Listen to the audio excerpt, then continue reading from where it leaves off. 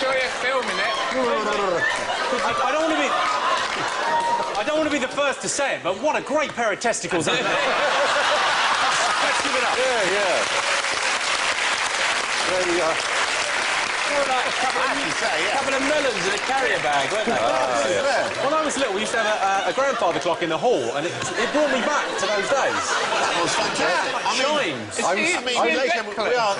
He came down the steps. How do I own And he was a going, you owe me 50 quid. That's Yes, the worst debt collecting I've ever seen in my life.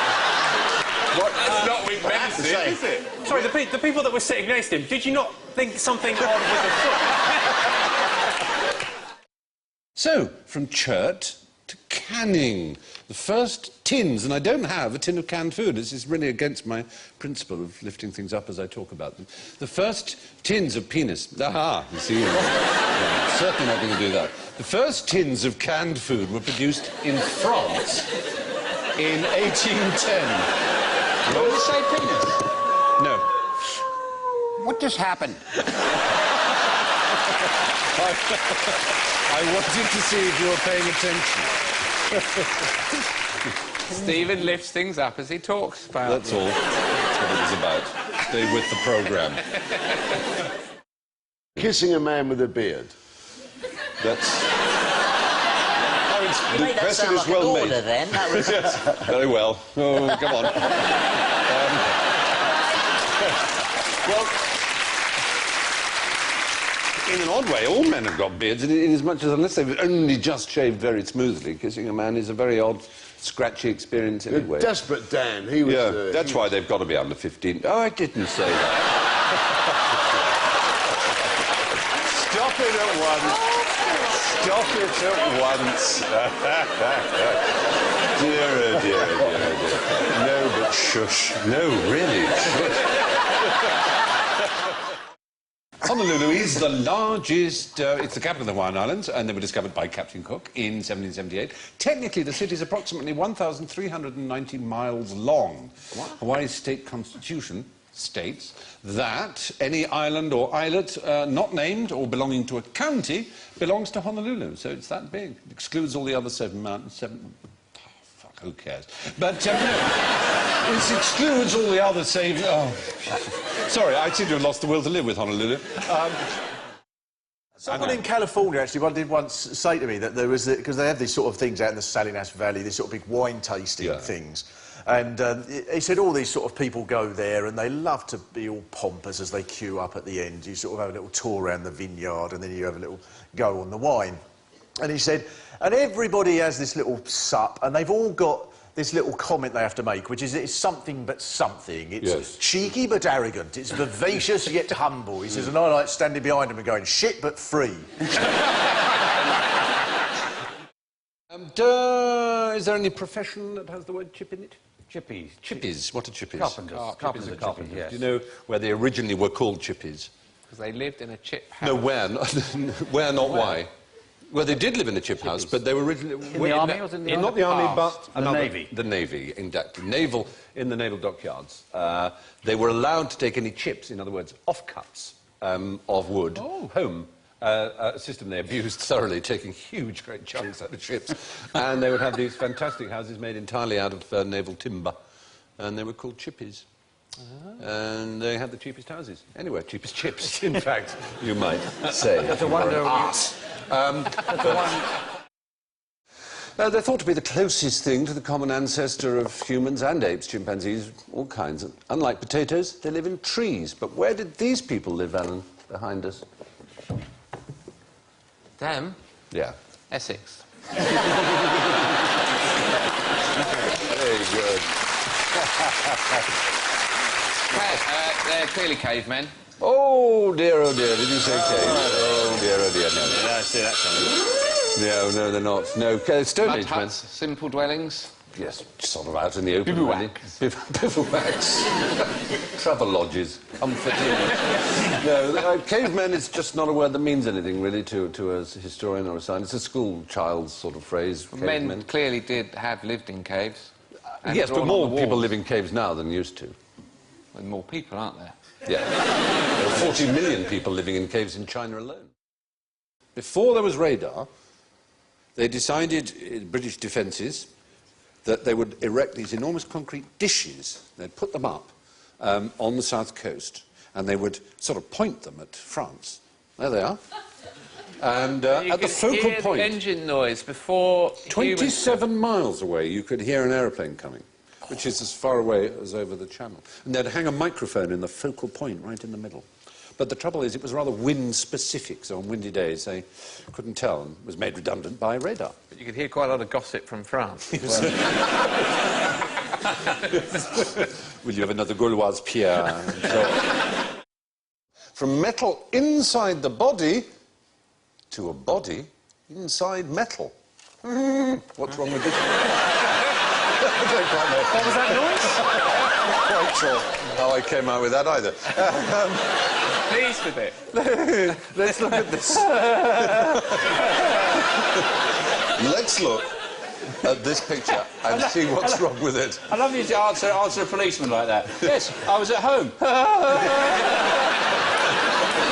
They're eating someone, they're cooking, they put him in a pot, they're going to eat him. Yes, that's right. It is supposed to be a depiction of cannibalism. Cannibals. Most historians and anthropologists now accept that cannibalism was practiced by many tribal cultures, mostly for ritual purposes, sometimes for food, but producing a watertight metal pot large enough to hold a person requires industrial technology that such tribes simply didn't possess. In reality, you're much more likely to be butchered and roasted in small joints or else smoked and salted for snacking on later.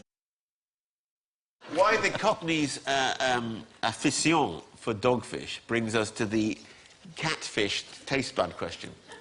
Well, it's a catfish, dogfish kind of link. I mean, what do you expect? I mean, we went from... Everything begins with the letter C, so it's a catfish, all right? Unlike a dogfish. Yeah. But Let's we're talk just about trying to canine. link it. I mean, all you right. know, cut us some slack. Oh, God. What's that The phrase rhyme? pig-eyed sack of shit leaps to mind. Back to... You are a great fan of the royal family. of course. not all of them, no. Some of them are nice. Which Name ones don't you names. like? Name names. That would be rude to say Can't that. stand Edward. But...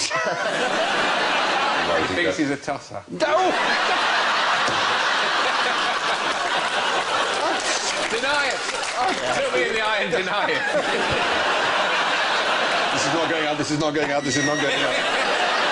You should have heard him before the show. Cunty-poo-poo, cunty-poo-poo, see you there. Going on about Prince Albert of Monaco.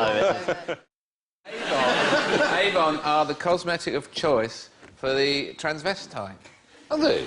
Yeah, because it's difficult for the tranny to go to the cosmetics counter in the department store, make a bit of a to-do. Well, I'd like some foundation. So they... but they do like Avon coming round and slapping them up. as it were. And then they video it on the phone, don't they? Yeah. On the odd occasion that I've had to wear Williams clothes, there's a shop in Camden called Transformations for comedy sketch purposes, in my case. Though strangely liberating, I don't know. But it's the shoes, you see. I take size 13, and there are not many women's shoe shops that would sell you a 13. I can see you wandering in there now. Oh, hello, Stephen, doing another show. Come out to the room. What size are you taking this time? Very difficult to walk. Have you ever walked in? Do you wear them? Have you ever worn them in sketch purposes, obviously? For sketch purposes, I've worn them often around the house. You know... I find that a lot of the time I'm in a sketch in my head. The sketch of my life dressed as a woman. Exactly. One has to rehearse all the way through. What was invented, team panel, friends, on top of Primrose Hill in London on the September the 22nd, 1717 at midnight? Toboggan. Toboggan? Yeah. They do a lot of tobogganing from Primrose Hill, but September really would be high and you can go quite quick. September the 22nd would be early. It's an improved method of one man to carry another man downhill, officer. And you can't prove otherwise. It is a place for the clash of tiny belt buckles at night time, I know. There's no question about that.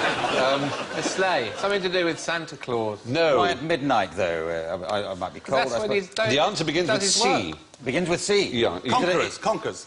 But no, it's an amazing thing. There was a ceremony, which also begins with C, oddly enough. Yeah. You will be astonished. Castration. Is it some sort of druidical ceremony that was invented then? Yes. Oh, right. What are Druids said to have been? Celts. The Celts. Celts, yes. Essentially, the word Celt and Celtic practices in English, such as we understand it, were invented that day by an extraordinarily fraudulent man, if I may call him that, who was known as Iolo Morganwith, but his real name was Edward Williams. Yes. He was an opium addict and a convicted forger. And he decided that he would have little rows of stones and people dressed in white. And the whole thing is nonsense. There is no evidence whatsoever, apart from anything else. Stonehenge, which they seem to base it on, was thousands of years before Celts. So all those people turning up on Midsummer Day to celebrate in... It's hogwash. Absolute arse pain. What is the gayest animal? The gayest animal? Well, chinchilla. Brian Dowling. Flamingo. Chinchilla. Flamingo's quite Pretty gay. What's the most limp-wristed of all the creatures? Why are we doing that? Fight for my sister.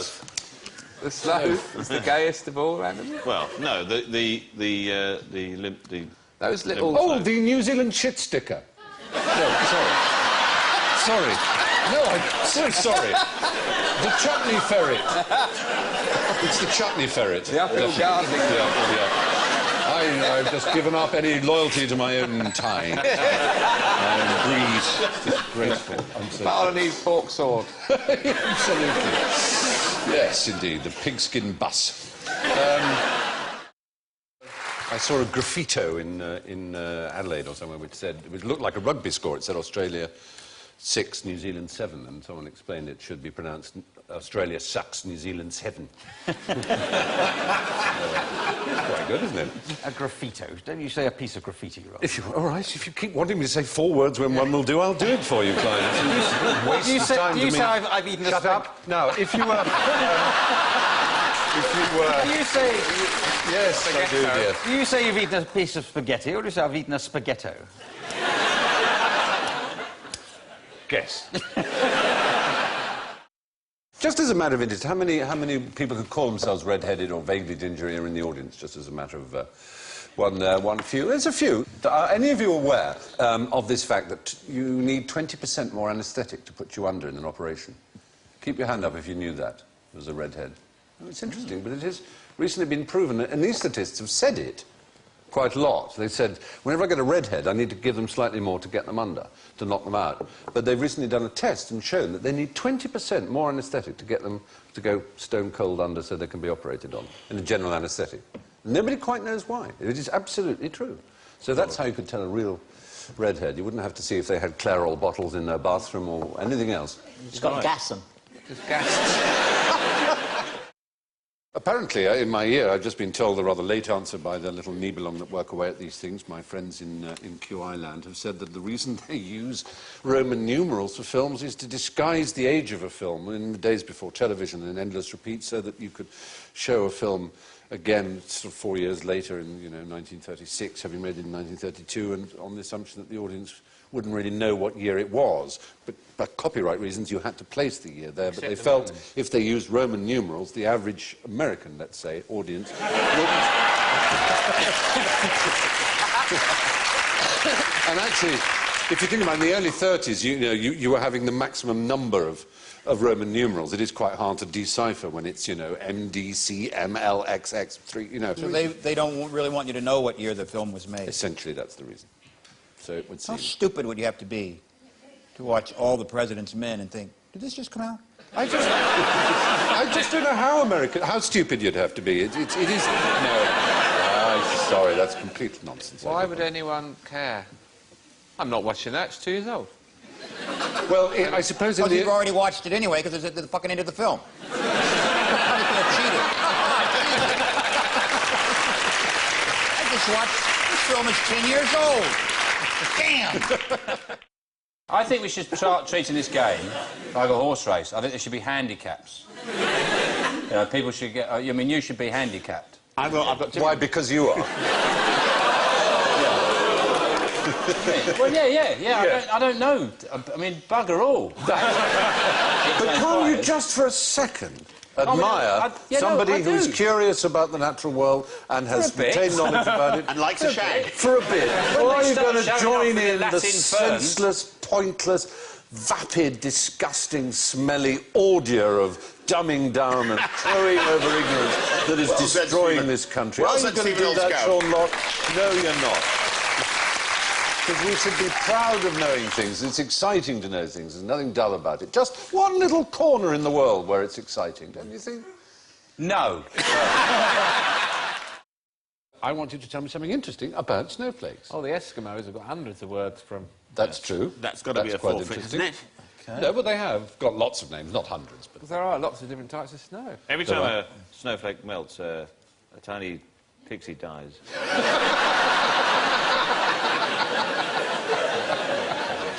Oh, that's horrible. But is a new one born with a new snowstorm? Yes, another one is then formed. Oh, and the cycle of pixie life continues. At the risk of losing points, can I say that they're all different and they all have 6 points? Well, it's certainly not true that no two are identical. They're not all different necessarily. At least there's absolutely no reason to suppose that. After all, about a litre of snow contains a million snowflakes. Of which island is Honolulu the capital? Come on, be brave. Oahu. Yes, is the right answer. Oahu. Very good. Well done. It is. It's not the capital of Hawaii Island. It's the capital of Hawaii State, but not the capital of Hawaii Island. So the answer to which island it's capital is indeed Oahu. Have you been there? No. Actually, I have been there. Have you? To Honolulu, but only to touch down and then take off again on the way to Australia. You need to get a new travel agent. Let's go back west now. Who moved London 1,000 yards to the right? Was it Edward I? It was not Edward I. Well, But it was a good guess. A complete guess. It was a king. I'll give you that. I was going to say Jeff Canute. Capes. Jeff Capes.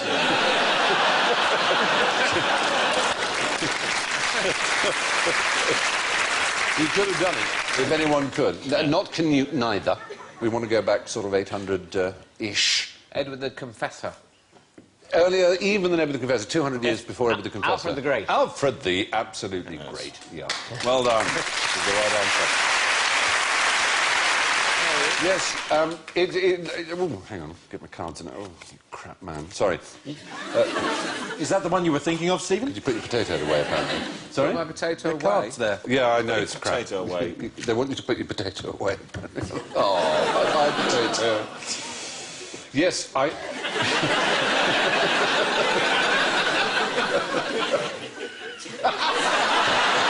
read your lips.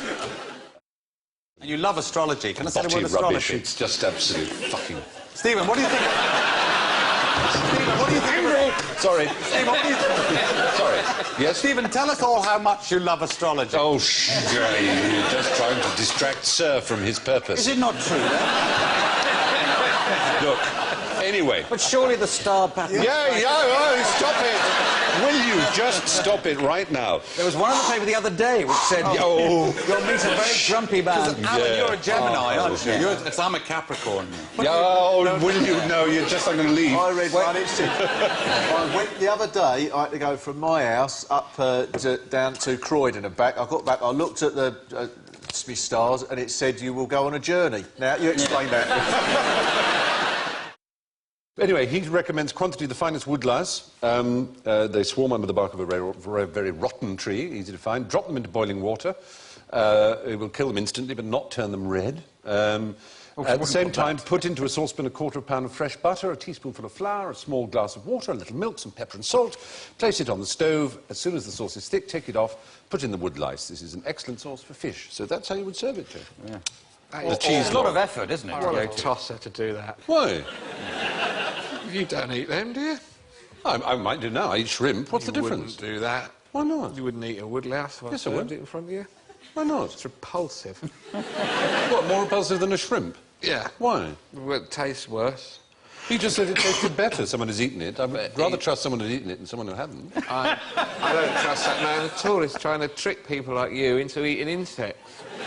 Based on, I've eaten that, it was nice. I once ate my own faeces. It was delicious. It tasted like a shrimp. Would you like some sauce on your fish made out of my shit? Well, considering that eating faeces killed 70 million people in England alone I didn't really over the eat my past own faeces, it was a joke. But I know that it does kill people. It's considered in Europe over however. Tell you what, just for you, I'd do it in a Dettol kind of disinfectant sauce to eliminate quite a lot of the poisonous bacteria. Yeah, but I don't think it tastes nice. I'm almost sure it doesn't. It smells disgusting. But you see, insects are eaten by people all over the world. You can tell the Africans they're wrong to eat. We used to have an Alsatian that used to eat our golden retriever's shit. She lapped that up, so maybe I could dish some of that up for you, because I've seen that eaten. She'd go out every day for that and lap it up. And she also ate meat, so maybe it's similar taste. Well, you may be right, but it seems unlikely. I don't see the connection myself. Well, you're a vegetarian, you see, so you don't like any of us eating any living thing, but why you should make a distinction between a shrimp and a woodlouse doesn't seem logical Just to trying me. to join in. It's an absurd topic. Trying to generate a bit of humour out of it. It's good. You're pretending to masquerading as an insect eater for the people. You wouldn't touch I would. Shall we make a bet here and now? In the dream room. No, shall we make a bet here and now? I can see you now. Do you want to make a bet? How much do you want? £1,000? We can give it to charity if you prefer. OK. Yeah? Go on. What insect would I haven't got one here, but if anyone could produce one. A woodlouse. No, I said a woodlouse. You're going to be an animal with a paralysing sting. Well, I'm afraid that is the bet. Yeah. Happily. William Calcraft, not to be confused with William Carstairs, the last man ever to be tortured with the thumbscrew in Britain, or, of course, with the popular Hollywood entertainer William Crystal. Crystals are what snowflakes are made of.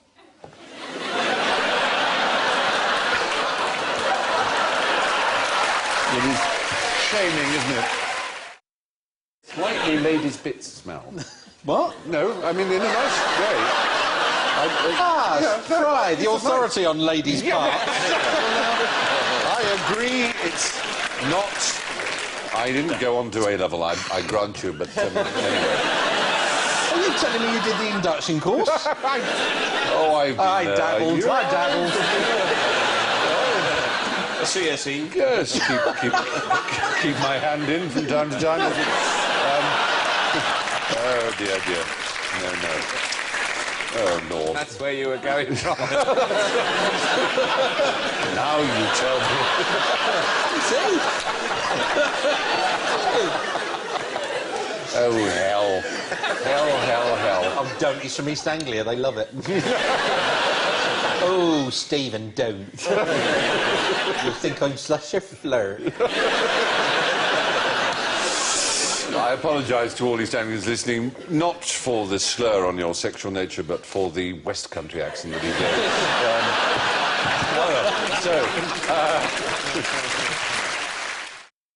How common was cannibalism in England at the time of Elizabeth I? It was bloody rife.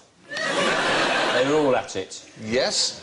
In fact, every day the population halved. There's only 2 people left. No, there you're wrong. Yes, it was rife, but no, they weren't eating each other. But they were eating humans, so they weren't cannibals. OK, were they biting their nails? No, they weren't eating themselves. They were eating other humans. Foreigners. Were they biting each other's Foreigners, nails? yes. Almost every apothecary, every chemist shop, as it were, in Elizabethan England, sold this particular product. Was it just the dust from tombs? Ah, you're very close. Not the dust from... The dust from ashes. actual mummies. Mummies. They would eat mummies. Mummy powder was much favoured. So that's it from QI for another week. My thanks to Rich, Bob, Bill and Alan. Bob? Sorry. So sorry, you've never been called Bob. Sorry, starting again. So sorry, everybody. Small smattering, if you've got one left in you, it would be so appreciated. Thank you. Well, that's it from QI for another week. My thanks to Rich, Rob, Bill and Alan. I leave you with this cautionary thought. Captain Cook may have discovered... Oh, you're not going to do this crap joke again.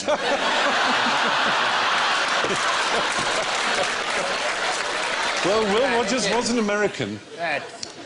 OK. Oh, we're picking up from a later bit, aren't we? No, from the original bit, thanks. Written on the OK. Sorry, everybody.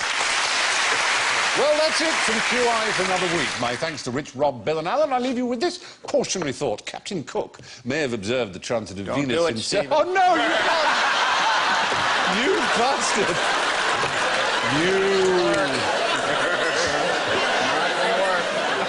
No, it isn't. And each time it's going to get more and more pathetic. Oh, God. Oh, dear. Now, do you want a drink in the bar afterwards? Huh? Yeah? Yeah, then shut your face.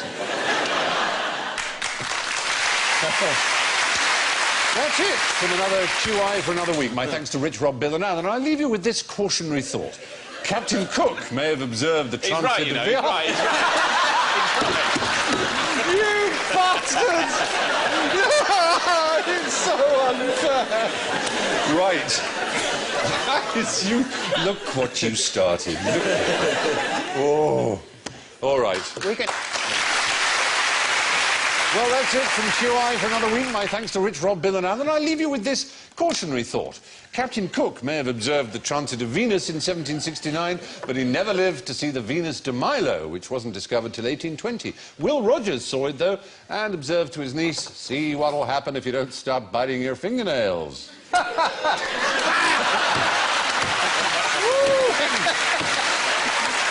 Good night. Oh, God.